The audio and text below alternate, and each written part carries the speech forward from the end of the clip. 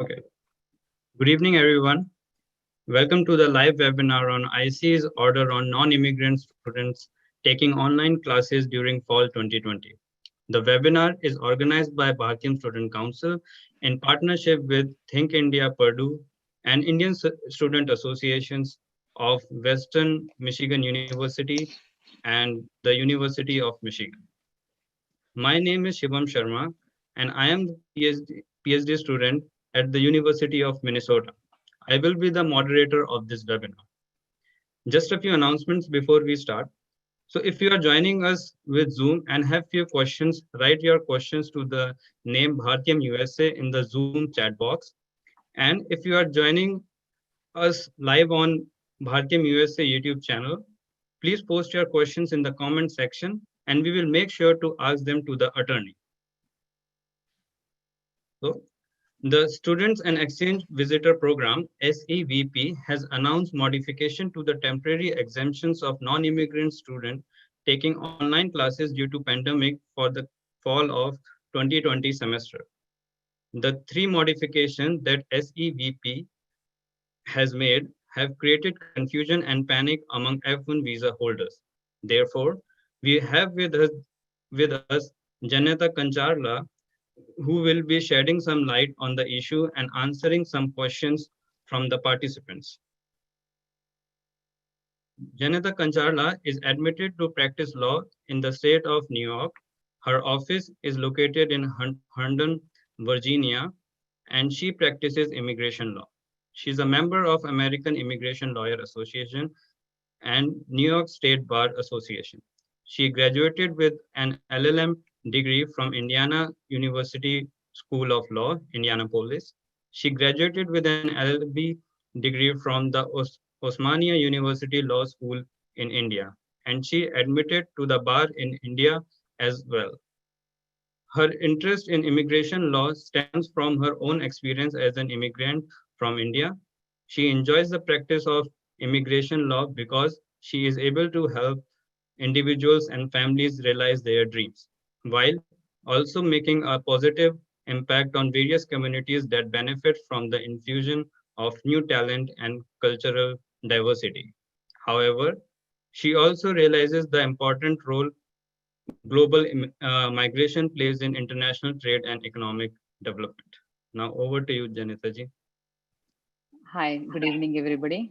Hope everybody is doing well.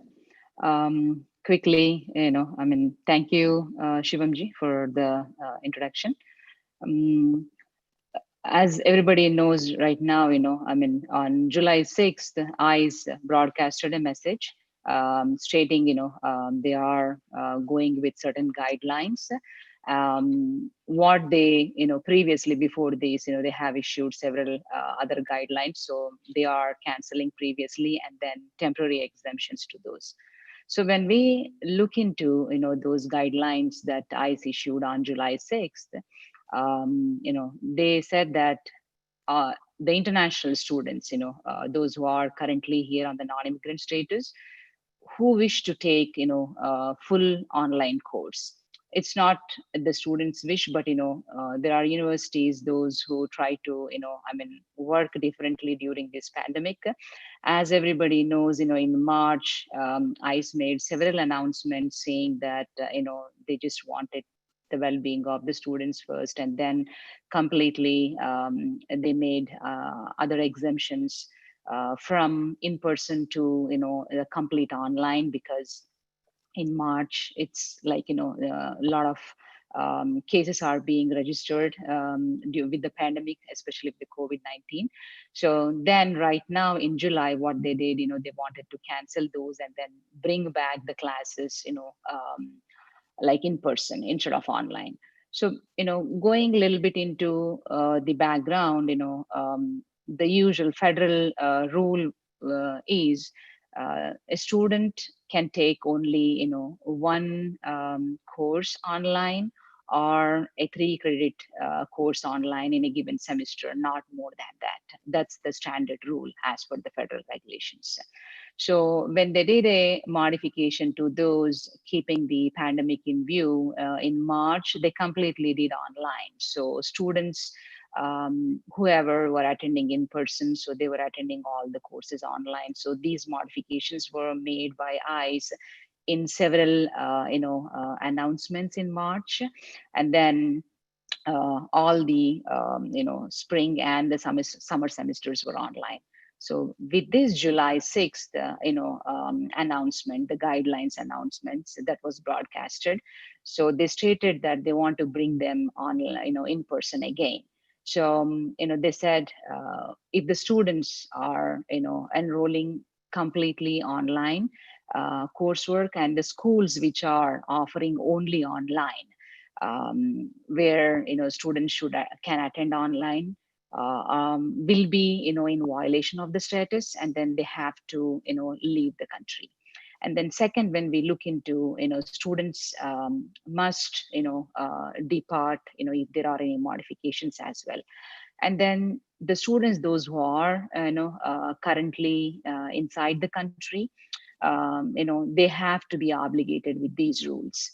And then with these temporary modifications, they are also saying that the Department of State abroad will not issue. I mean, when we say Department of State, USCIS and Department of State are completely different jurisdictions. So, when we say Department of State, it's like, the consulars abroad. So they said that they will not issue any visas to those students who are planning to go completely online coursework. And also they stated the CBP, Customs and Border Protection, will not allow any of the students into the country, those who are coming into, especially for this fall semester, register completely for online. Maybe when the student got the admission, that was not the scenario. Maybe it was all in person. But now, given how the pandemic is unfolding, students to the universities to take those kind of precautions, moving classes online.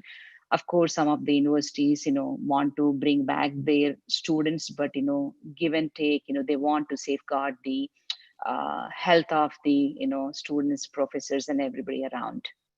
uh, then when we look into those, they said that those who take online will not maintain the status, should leave, and then anybody coming in will not be allowed, those who are completely taking online.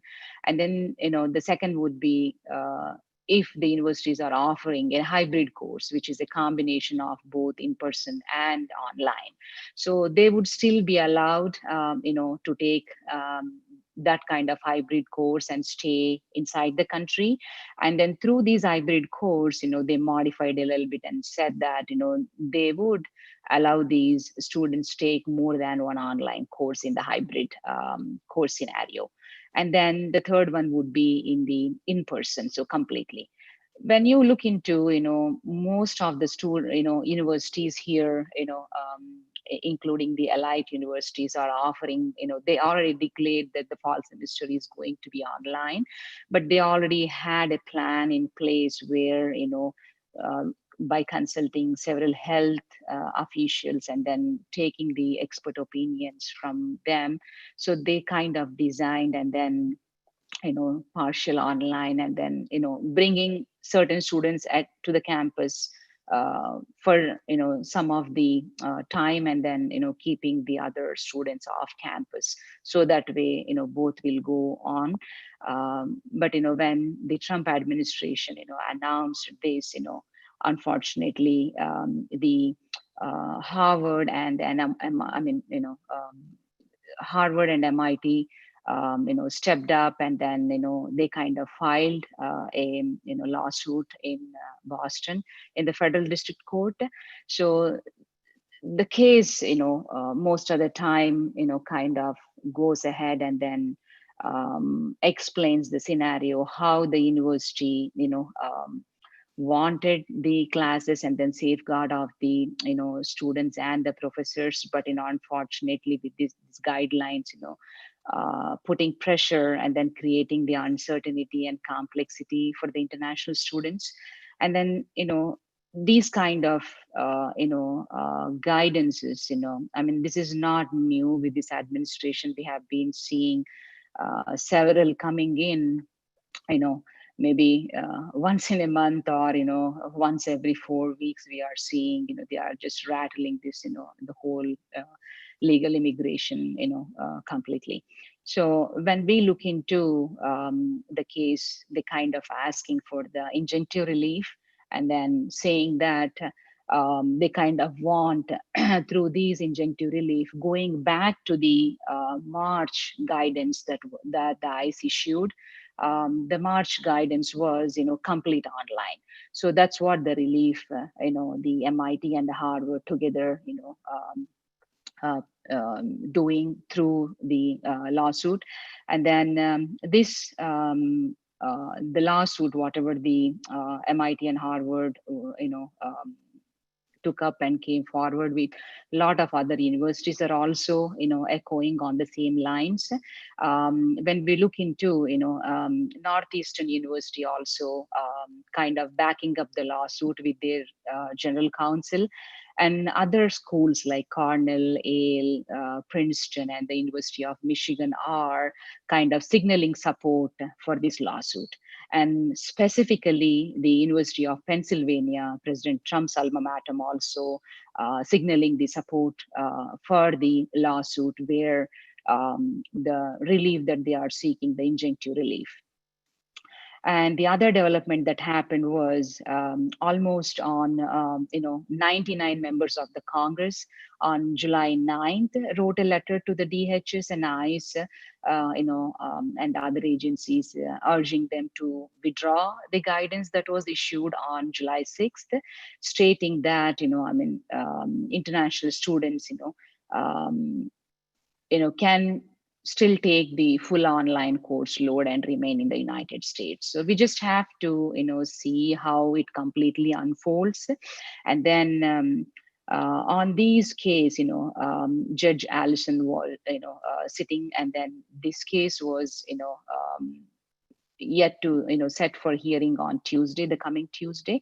And then I believe the lawsuit already presented the points, and then offered a chance to the government.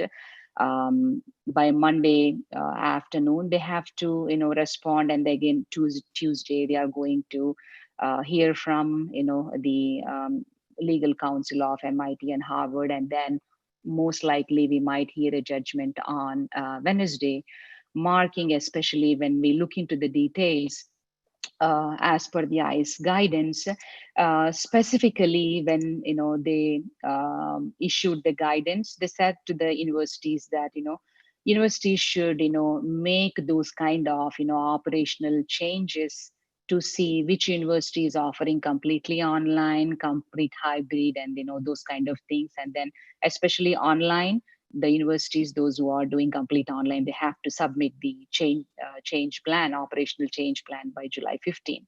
So the case is also set, most likely set for Tuesday, but we might hear between Tuesday evening and Wednesday. So we just have to wait and see how it's going to unfold. And also, the other deadline was August 1st, where the university should go ahead and then update the service with their operational changes, whether the university is going solely for in-person, or delayed or shortened sessions of the coursework, or a hybrid plan. So when we look into most of these details, we can see where the administration is coming, kind of putting pressure on the universities to reopen. And then universities are also kind of don't want to lose their revenues, and then this forcing up for opening up the universities, where risking the health of the universities and the the faculty, the professors, and people around. And the other quick point I would like to make here is, when we just have to see how this preliminary injunction is going to, play out, because there are several, questions that are really unanswered here, where, let's say, as per the ICE guidance, if the students leave the country, if it is a full online work as course load, and then if they want to come back later on, then whether they are eligible for OPT or not, how those things play out. And other thing would be, as per the guidance, they also stated that let's say the university wants to do a hybrid now, but in any case of the second wave of the pandemic, if they want to move complete online, yes, they have to communicate to the service within the 10 calendar days about their change in plan. So which kind of we can know that just weeks before the fall semester, this guidance was issued, where all the universities prepped and then ready to go for the full online courses for the fall semesters. And a small point I would like to make here was, the same judge, who ruled, previously that blocked Trump's attempt for the, DACA, the same judge is sitting on this, case as well. I mean, it doesn't mean that, it will be in a similar way, but, just would like to make a point where, in that particular case, they kind of gave the victory to that. And in the recent decision by the Supreme Court with 5-4 ruling, they also blocked the administration attempt to end the DACA stands for Deferred Action for Childhood Arrivals into the country. So kind of it's a political blowback for the administration, the Supreme Court ruling. And other few points I would like to do, especially the previous point that I was mentioning. A lot of support is you know is there for, especially for the case, and the whatever the case that the university brought the MIT and the Harvard together. Most of the universities are rallying behind them, at least to see some kind of light at the end of the tunnel, where how the court is going to rule on Tuesday. So we all have to wait and see. And then when we are looking into the numbers perspective, almost every year, I mean, this is as per the 2018 statistics, there are around 1.1 million international students studying in the United States.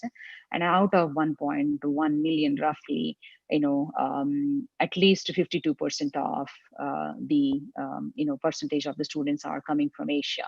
When we say that at least 370K from China and then 202K from India.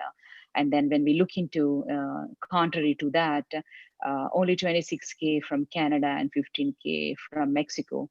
And also UK only accounted for 8% of the international students. So, I mean, you can see where the rhetoric is coming from, especially given this administration, with the virus and things like that. They're all going.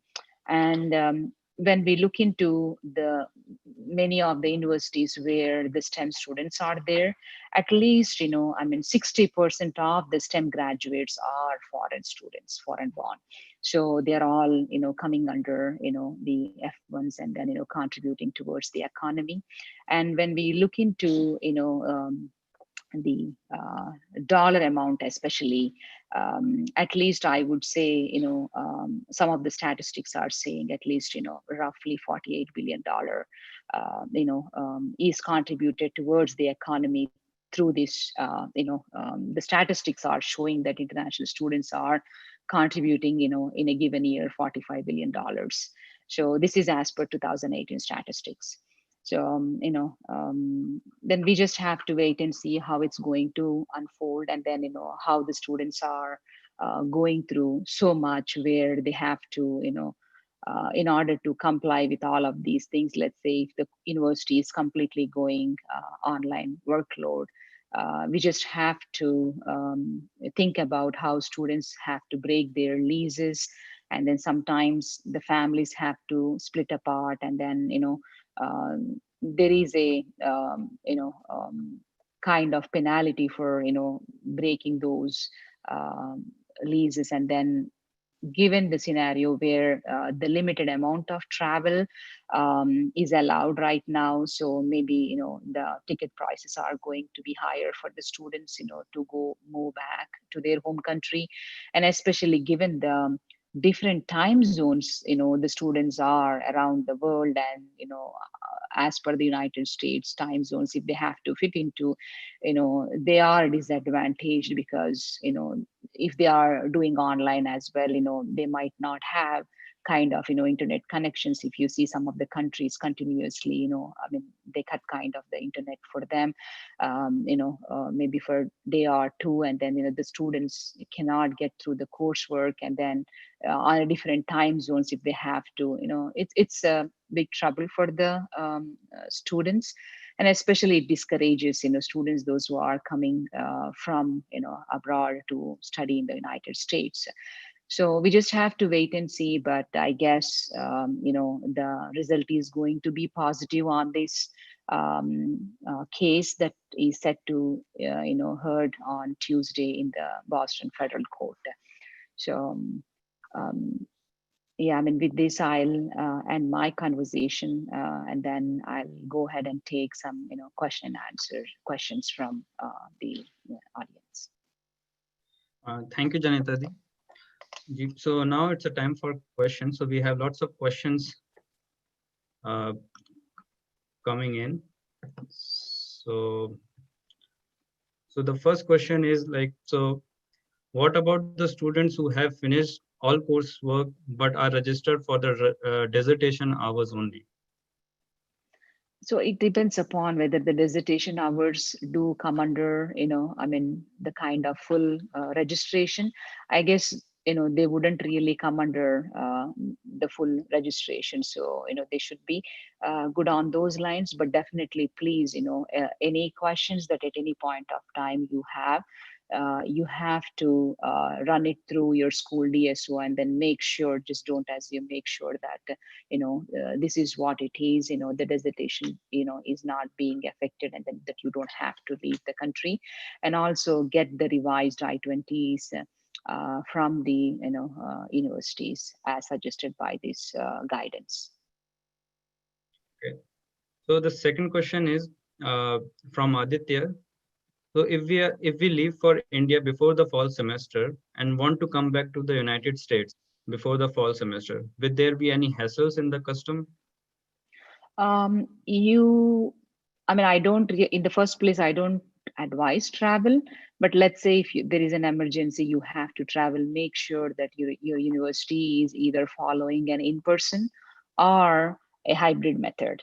Otherwise, you will not be allowed. Recently, one of the Harvard student was denied entry into the United States, by the CBP, stating that the university, I mean, he's attending Harvard, his coursework was fully online.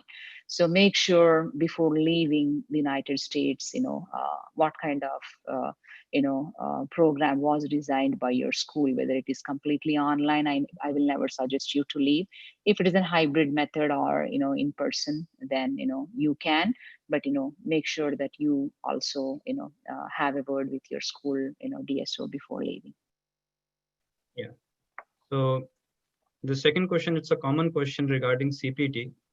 So like, so if I'm doing a full-time CPT, that is work from home, can I take two online courses or should I compulsory take one hybrid course? So what are the options in that case?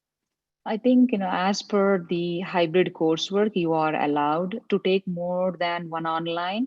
But if it is a regular traditional one, I mean, you have to take only one online.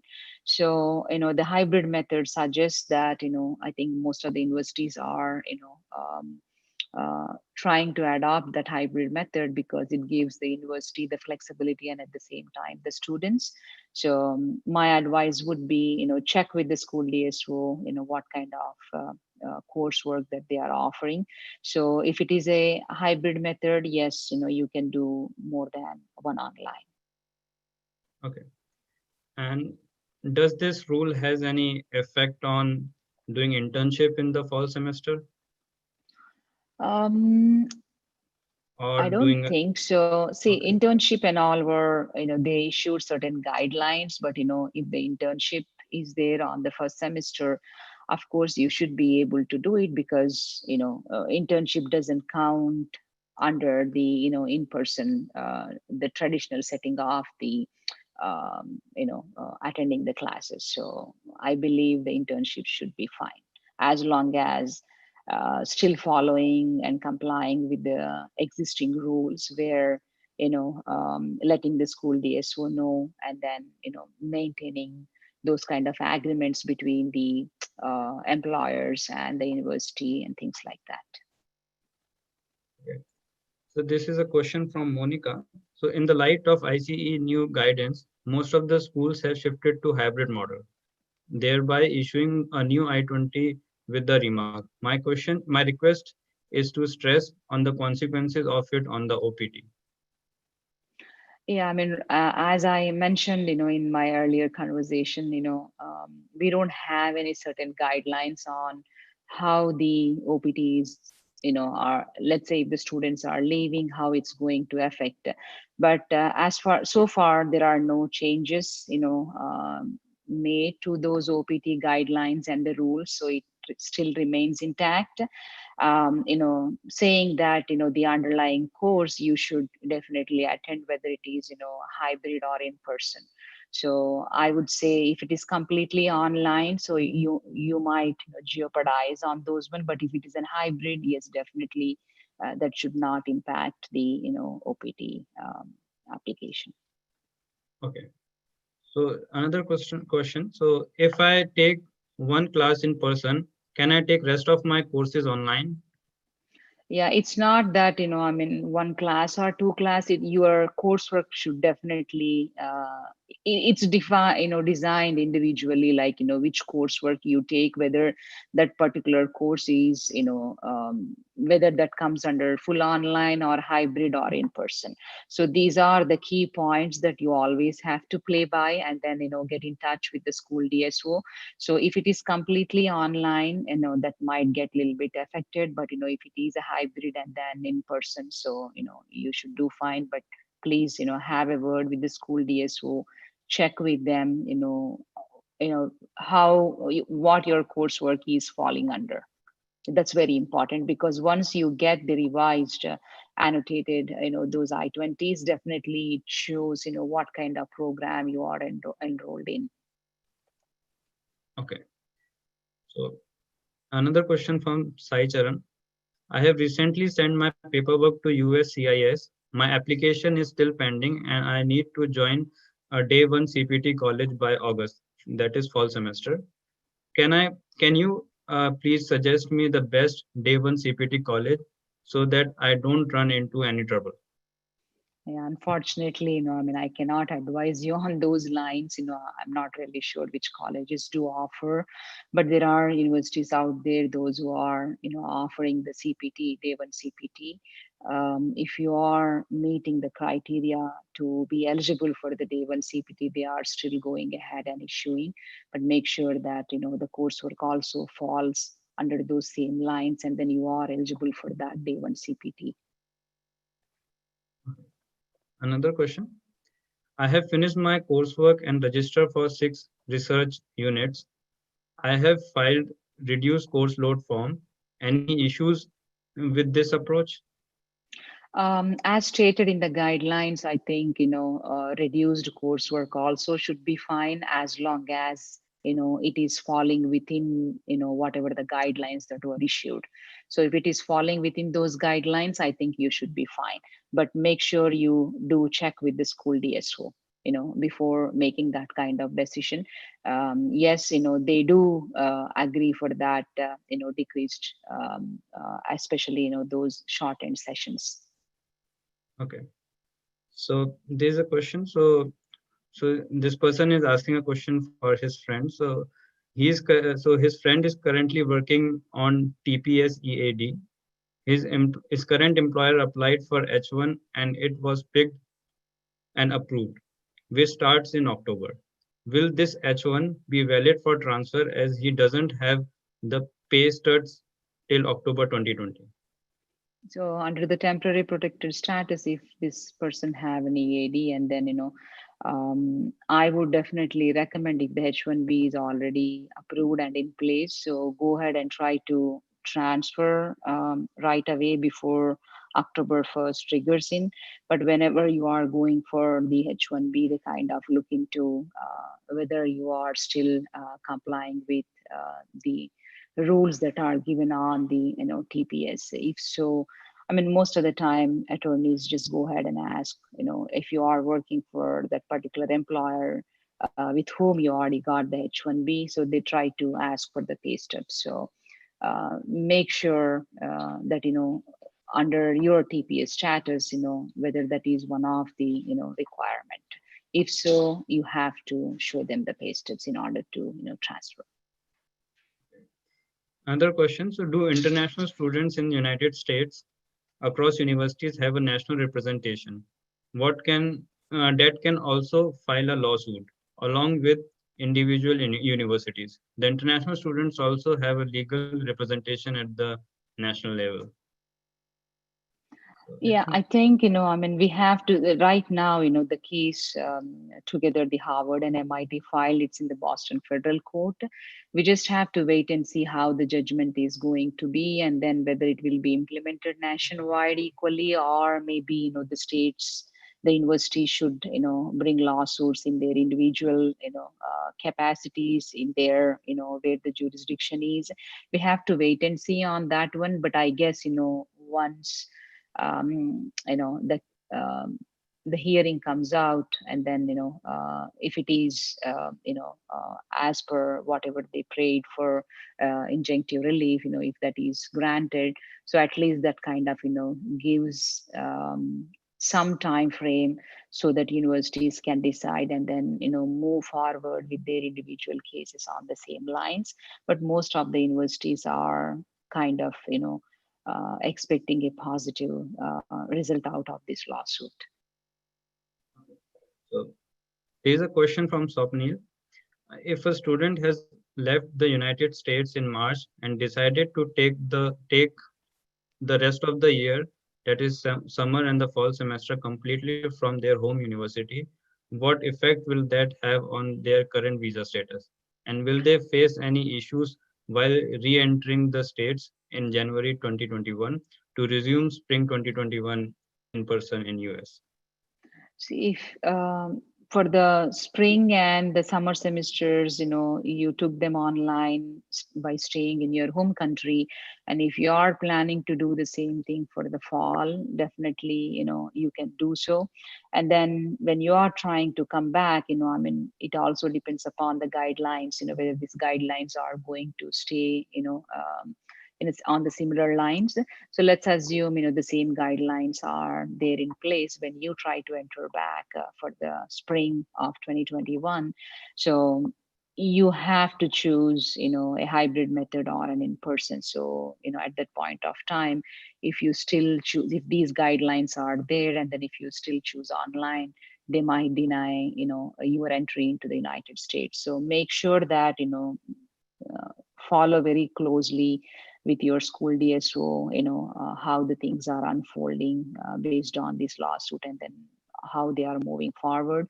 But if you would like to come back in the fall, right now, and then as these mandates are in place right now, so yes, you cannot come back into the country and then do a full load online. So either it should be a hybrid or in person. So you have to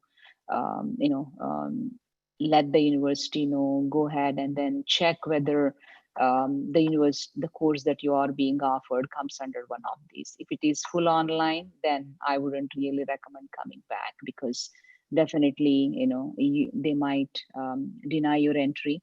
And also later on, let's say if you enter right now on a hybrid course, and later, as per the guidance that we are having today, later on, if the college tries to shift keeping the how the virus is unfolding, how the cases are going. If we are hit by the second wave, if the university decides the hybrid method, and then in person is not working, they have to completely shift online, then at that point of time, the university should let the service know that within the 10 calendar days that these are all the uh, changes in plan. And then at that point of time, if these mandates are still in place, then you will be forced out of the country. So just make sure that the how the coursework is falling under. If it is full load, I don't recommend traveling back right now.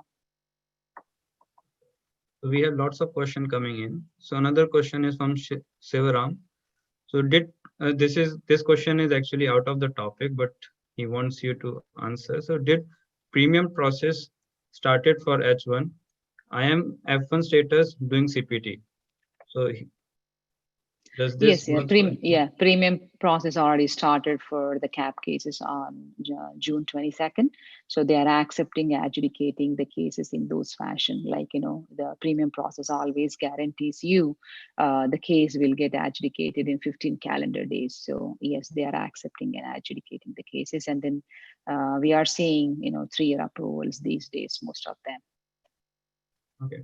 So another question from Usha. The policy by the US government to restrict online courses taken by international students, are there any legal constraint that would prevent it from applying in the fall semester? It was only on July 6th that this policy was brought in by the Trump government. Fall semester starts in less than a month. I know, I mean, as per the guidelines or the Fed, uh, when we go into a little bit background, anytime, they want to introduce in, new thing guidelines, they have to publish in the Federal Register and then allow the public to comment, the comment time frame and all.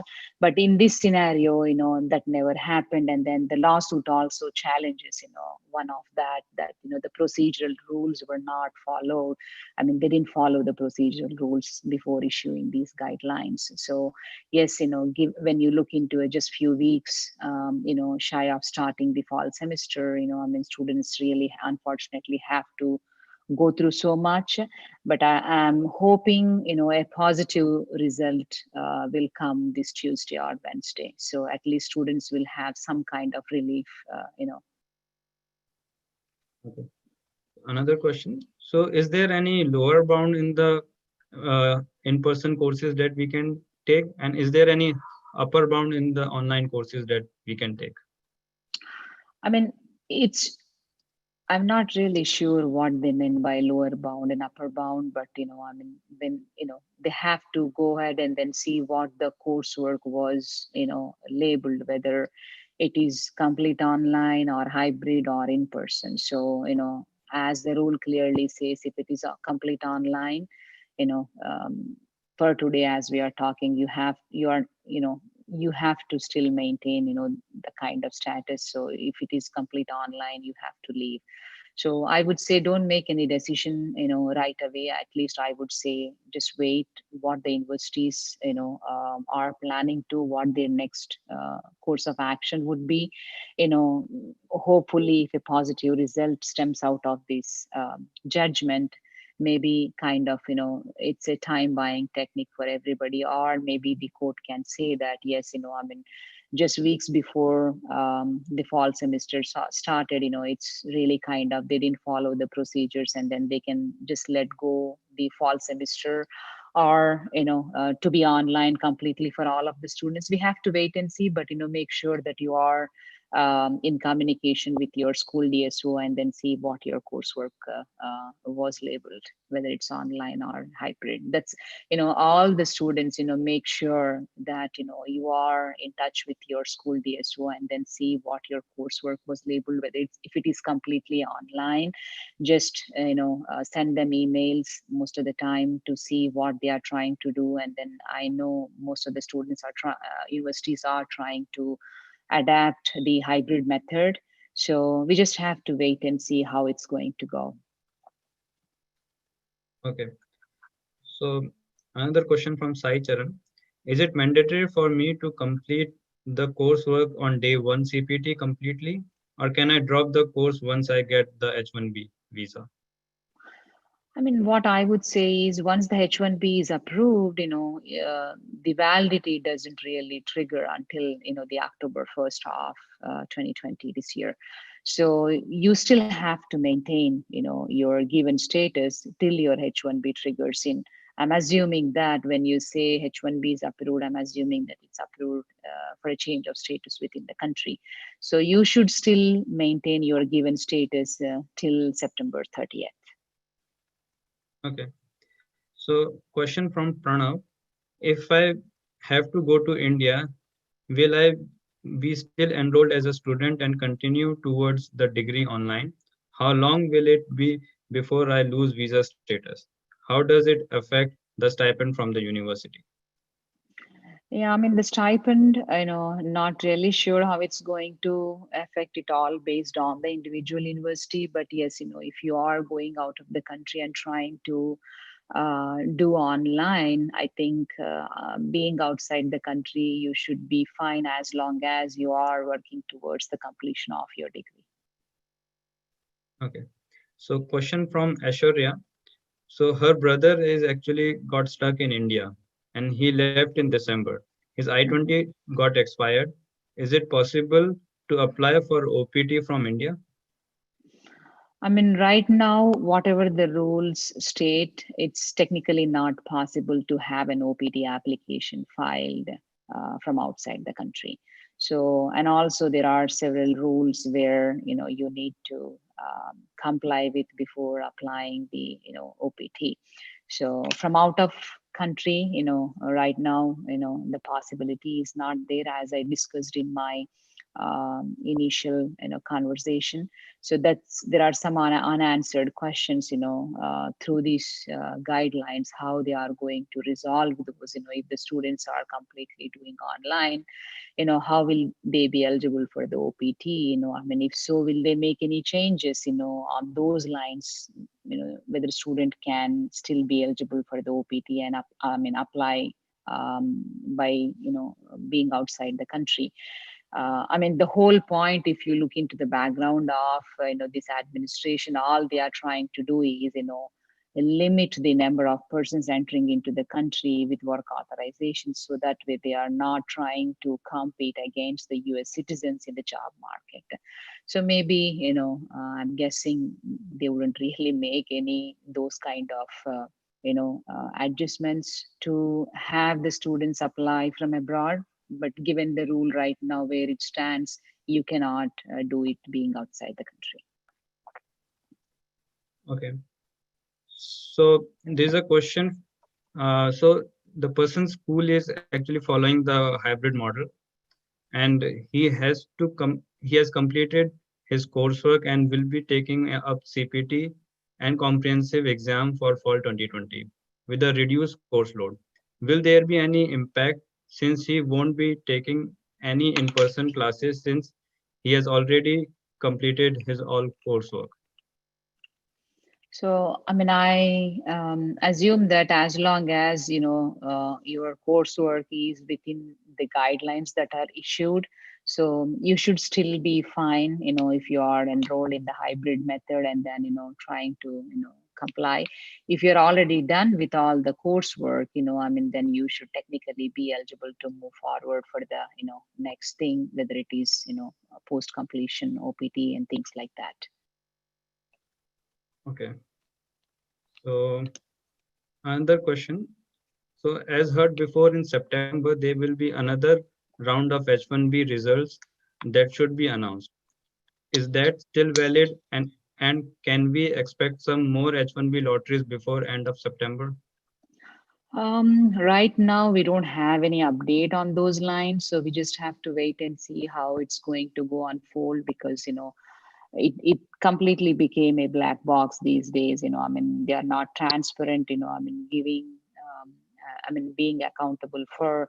And then if you see at the start of the electronic registration, there were some problems that were there, and then some of the cases were completely denied, not given a chance of having the second one.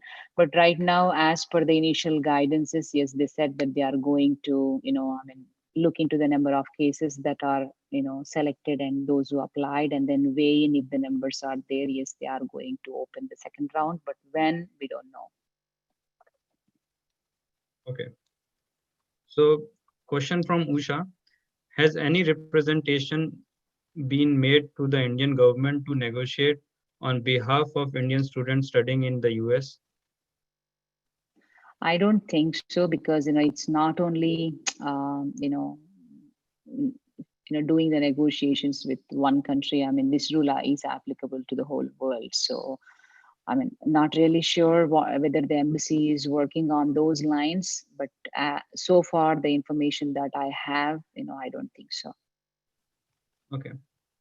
So, so my college is in hybrid mode and will go fully online for the month of December. Will my F1 visa be revoked in that case? Yeah, as per the guidelines that we have right now from the eyes, yes, the if they go complete online in December, yes, I mean, you need to leave at that point of time. Saying that if these rules still remain at that point, this guidance is applicable. So if we hear, another version, or from court something, where the students can attend complete online for the full fall, I think you should be fine. But yes, if they are going online at during the December time frame, that's what the rule says, you should leave. Okay. Question from Tanisha: if we are currently out of United States and have our old I-20 and active F1 visa and savings, do we need to have a new I-20 to enter the United States? I am planning to travel on July 19th and my university is going hybrid. Yeah, if your university is going hybrid, and then yes, definitely, as per the guidelines, you need to have a revised I-20, stating the same thing. Okay. And what about the PhD students who are only RA and TA on campus? Can they travel and come back safely?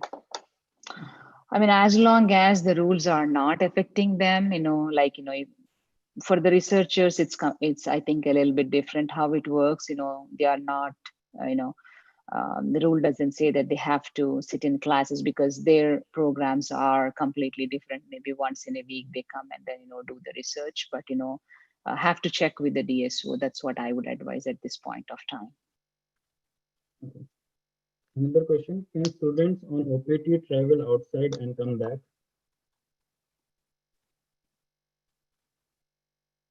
So if the student is on OPT, can travel outside and come back to United States? Yeah, you can travel outside and then come back, as long as you have a valid visa. And also, as you're coming back into the country, entering on the OPT, make sure that you have the employment available, and then an employment confirmation letter stating that you are a required resource, and then um, having a job availability. So you have to make sure that you show those. Okay. But if it is not really required, advise to all students, avoid traveling at this point of time. Mhm. So if the OPT ends on September 27, and if I get my H1B approved, do I need to apply for gap for 3 days, like September 27 to September 30? Yeah, if you are planning to work continuously, yes, I would definitely do so. Reach out to the school DSO, ask them to annotate it as a capgap, and then issue an I-20. If you are not planning to work for those 3 days, that's fine, you don't have to, but make sure you're also complying those unemployment days of the initial CPT and the STEM extension, where that 90 days, 120, and in total 150 days. You should not be unemployed more than 150 days out of the initial and the 2 year STEM OPT. So make sure you are complying. But yes, as you are eligible for the capgap, why not go ahead and ask the university to issue one, so that way you will be maintaining that continuation of the work. Okay. So what about the international TAs? If they teach only online courses as a part of their teaching assistantship? I think, yeah, the same rule will be applicable, for them as well. So, if they are falling under one of the category that is mentioned, under the service. Okay. Another question, can a student still stay in another country and complete their fall semester? Will my F1 visa be cancelled since my university is hybrid? And how will that affect OPT as OPT needs 2 semesters of full-time study? Yeah, I mean, OPT rule still remains the same. I mean, see, these are very unusual times. I mean, we never thought that, we will be discussing all of these things. When you look into as per the standard rules, student cannot really attend more than, one online course per semester or more than one 3 credit hour, course per semester. But the ICE issued those kind of statements and guidances in March, revising them completely, and then taking back to online, keeping the COVID in mind. So maybe we might see those kind of changes as well. But yes, as long as you are attending an hybrid method, and then which is really allowed, I think you should be fine on those lines. If you are planning to stay away and then do those, I think hybrid method also wants you, it's not it's not going to be complete online, it's a combination of both in person and online. So if you are planning to stay outside in a third country and then try to attend the hybrid method, I don't think so you're complying with the rules, because as per the hybrid, you need to have that kind of in person as well. That's what it says, the combination of both. So I would say, if your university is offering a hybrid method, it's better you stay inside the country and then maintain your status. Okay. So, so as the rule goes, full-time CPT students are not required to take any course for that semester. Is it any different now? If not, then I should be able to take any number of online courses without having hybrid courses as my F1 visa status requirements suffice by CPT. Shivamji, can you repeat the first two lines of it? Sorry about that. Oh yeah, as the rule goes, full-time CPT students are not required to take any course for that semester. Is it any different now? If it is not, then I should be able to take any number of online courses without having hybrid course as my F1 visa status requirements suffice by the CPT.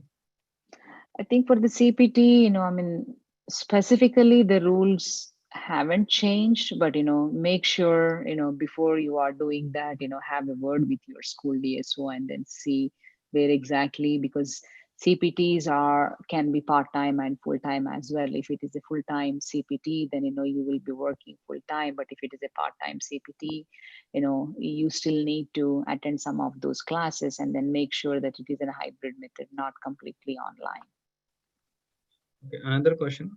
So if I have a job offer in fall 2020, but he needs to leave the United States due to the new rule, will he be allowed to enter the United States for the job? I think it all depends upon, when you say job, I'm assuming that it will be on the CPT. So, if you are leaving now and have to come back, yes, you have, when you are coming back, if this rule is still in effect, you need to make sure that you are still complying with the guidelines at that point of time, and then you are eligible to re-enter. I think these are the only questions we have. Let's wait for 2 minutes if some more questions come in.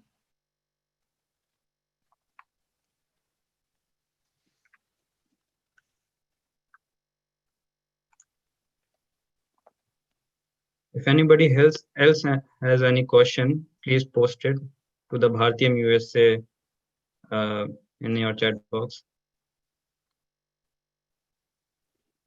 And also, a few points I would like to mention here, before any question pops up. When we look into, as per the source, Voice of America, how many colleges and universities are planning online only classes, and then, the statistics clearly say 9% of the universities are planning for the fall semester exclusively online. So, according to the Chronicle of Higher Education. So, I'm just trying to, have those statistics, letting whoever is online, just letting them know. And also, there are universities, those who are, having those kind of, online and hybrid, and additional 24% say, the universities, 24% of the universities say they are, planning hybrid model. So when we look into the combination of both, so I think most of the universities are interested to adopt the hybrid method, because 9% says that it's complete online, and then 7.2% says they are undecided at this point of time, and 6% says it's in person. So most of the universities might opt for the hybrid method, giving the students a chance to to keep up with their status, stay inside the country, and then maintaining that kind of healthy environment of studies. There's a question. Is this impact H4 visa holders? I am enrolling hybrid in Georgia and as a in-state student. Okay, if you are studying, attending the school online, attending the school on H4, this is not applicable to you. I- These, the guidance is only applicable to those who are on, F. So, if you are attending using your H4, I think you don't really need to worry about whether it is complete online or hybrid whatsoever. So this is applicable to F1 non-immigrant students. So then maybe if you are planning ahead on, moving on to H4 to F1 status, you have to carefully look into, and also make sure that you have a word with your school about their qualifying for the OPT, how long you need to be on the F status, whether it is a year or more. So you have to check those in order to be have that privilege, or being on the OPT. Okay. So there's another question. I am in the hybrid college. Do we need to enroll for complete 9 credits or we can go with 6 credits for the fall 2020? I don't think there is any limitation on the credits, but you have to make sure whether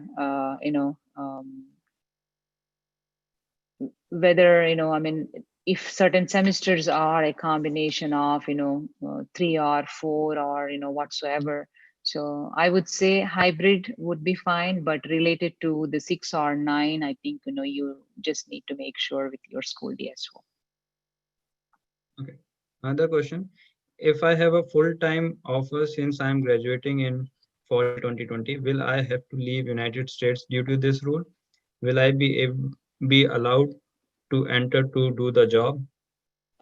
I mean, if you are eligible for that kind of full, employment, I would definitely advise not to leave at this point of time. So, it's better stay inside the country and then, continue or take up that opportunity to, go ahead and work. Okay. So because of the lawsuit, is there a chance that the rule changes such that students who are in other country will still be able to maintain F1 visa status and continue fall semester online? I mean, I guess so. Most of them are, most of the attorneys are positive on those lines, and even the universities, are positive about the, outcome that they are going to have on Tuesday. So yes, if the injunctive relief is granted as per whatever they're asking, definitely, if the judge decides that your student should still be, able to continue online, I think you should be fine on those lines. But try to be in touch with your school DSO and make sure that you are in communication with them and then asking what's going on. Okay. So there's another question. So hybrid can mean different things. How does the government interpret the term hybrid courses? I think they do have a definition that the universities do know what the hybrid method is. If you look into the regulations, they said that hybrid will be a combination of both online and in person. So they just have to. I think universities know what comes under the hybrid method, what doesn't. So keeping those guidelines, what universities already know about the hybrid method, so they will design the coursework in those on those lines. Okay. So what the lawsuit with the lawsuit filed by the top universities, what are the chances of getting this in favor of F1 students? I mean, it's not about the top universities filing the lawsuit. It is always based on the facts of the case, how what plays in, especially when you look into in this particular scenario, you know before the rule making, you just have to do publish, the procedural thing was missing, specifically publishing in the Federal Register and then commenting thing. And then they are asking for certain relief, the injunctive relief, keeping in the view that how just weeks shy before starting off the fall semester, when universities already decided that they want to go online, and after that they put their time and effort into all of these things, designing the programs, and all of a sudden they look into this. So that kind of how damaging it is, and how the students will cope up with that. It will be all based on the facts and how the rule will play out. But I think for students, they can be optimistic on those lines, I guess. So I mean, as the top elite universities do have that kind of fund set aside for these kind of things, so they are working on those lines to have that kind of relief. But saying that, we don't know whether the same rule will be applicable nationwide, because this case was filed. Okay. So another question. If I am graduating in fall To that 2020, particular area, so it will be all based on that. But I think students can definitely be optimistic on those lines. okay. So another question. If I am graduating in fall 2020, Sorry, I think I lost you. am I audible now? Yes, yes, yeah, go Okay. ahead. Yeah, good. So if I'm graduating in fall 2020, how will this rule affect in getting EAD card? And if I get the EAD card, will I be allowed to enter United States to do the job if I leave United States due to this new rules? I mean, I would say, if you are eligible for the, having that EAD card this fall semester, my recommendation would be, don't even leave the country. So, risking that. So definitely go ahead and then, stay, inside the country, and then, make sure that, you have your card, and then whatever the underlying that, when you are saying, okay, having the card, you might, the I-20 states, who is the employer, and things like that. So make sure that you are complying with those rules as well. But definitely, if not required, I mean, advice to all the students really not to leave the country unless and until, I mean, if this rule is in place and then your university is completely online, then you need to. But I would say wait for a couple more days till you have the decision on those lines from from this lawsuit which is pending adjudication. So after that, I think positively, there will be a positive outcome on that. So students really don't have to worry all of these about all of these things. Okay. So question from Ame. How will this affect students doing co-op for the fall semester 2020? I mean, see, if you are doing the co-op, I think, those rules still remain. It's only, those who are attending. If you are doing the co-op, I guess, you will be going to that location and, kind of, doing the job. So it shouldn't really affect, but as long as if you are also required to, attend some of the coursework, you have to make sure that it is a hybrid method. Okay. Another question. Is it an absolute mandatory to get an updated I-20 endorsing the nature of the course study, that is hybrid or in person? Yes, that's mandatory. Yes. The rule clearly says that the guidance says that the school DSOs, the school should issue those revised I-20s. So we have these many questions. No more questions are coming. Let's wait if there are some other questions.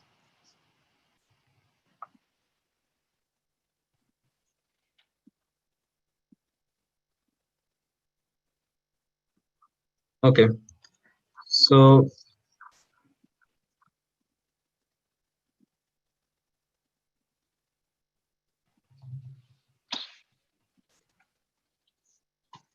because it seems like we are running out of time. So That's and fine. I mean, we can wait for a couple of minutes if people still wants to go ahead. okay. Maybe you can open to the floor if people really want to ask in-person questions. Okay, yeah. If someone has like couple, we can open the floor for like couple of more questions. If people Yeah, have. Janetha ji, namaste. Yeah, Namaskar ji, how are you? I am doing very well. Yashwant Pathak, hope you remember me. Of course. I just came to thank you and appreciate your help. Yeah, you're always welcome, Yashwantji. And thanks for giving us the kind of opportunity to give Yeah, it back to the community. oh, absolutely. I appreciate that. And it's great. It's very nice of you to guide our young people. It is very important. Thank you very Thank you, much. Yashwantji. God Always bless you. welcome, Yashwantji. How's Thank you. Bharti? Oh, How's she's the doing great. young one? Oh, yeah, How's she's the doing young great. one? And she's doing great, Yashwantji. If you can see the logo, that's what she designed for Oh, today's, the background, virtual background. So she's fantastic. old enough. Yeah. Great. All Thank you. other people want to talk to you, so I will stop here and take care. We'll talk sometimes later. Sure. Thank you. Take We'll care. catch Yeah. up. Thank you. Bye. Bye. Okay. So there's a last question of today. So with the international student in United States, with parents also in United States, can the student move from F1 back to H4 if needed? Yes, if you are eligible to go back onto the H4, yes, why not? Definitely. You can go ahead and then, do a change of status application within the country and then show that you are eligible for H4, saying that, the spouse is on the H1B maintaining, given status and the marital relationship is, still intact. So show them the evidence and then do a change of status within the country. Okay. I think those were all the questions that we had today. So thank you everyone for joining us. And before leaving, I request you all to provide your valuable feedback by filling up the feedback form posted in the Zoom chat and and in the comment section of the YouTube live video. And I would also like to thank the participants for joining us tonight, and also Bharatiyam along with Think India Purdue and ISAs at uh, Western Michigan University and the University of Michigan for organizing this webinar. I would also like to thank Telugu NRI Radio for broadcasting this webinar and Niranjan Poduturi from Atlanta for streaming on his Poduturi channel. Sorry if I pronounced this word wrong. So just a reminder that the session is also casted online on Bharatiyam USA YouTube channel. You can also watch this session later also. So in the end, I would just like to say a few words about Bharatiyam. So Bharatiyam is a social cultural organization for Indian students and working professionals in United States. Our members are from diverse fields, including technology, arts, and medicine, etc. We work with a vision to create a platform where Indian youths are empowered with strong cultural foundation and network to collectively work for personal and global aspirations and promote the four C's: culture, career, country, and community. I would also like to introduce Awaz, which is an initiative of the Bharatiyam Student Council to fundamentally think, communicate, and reason about the current system in the world. Awaz aims to ponder, act, and create awareness about various issues by writing blogs, organizing webinars, etc. Thank you, everyone.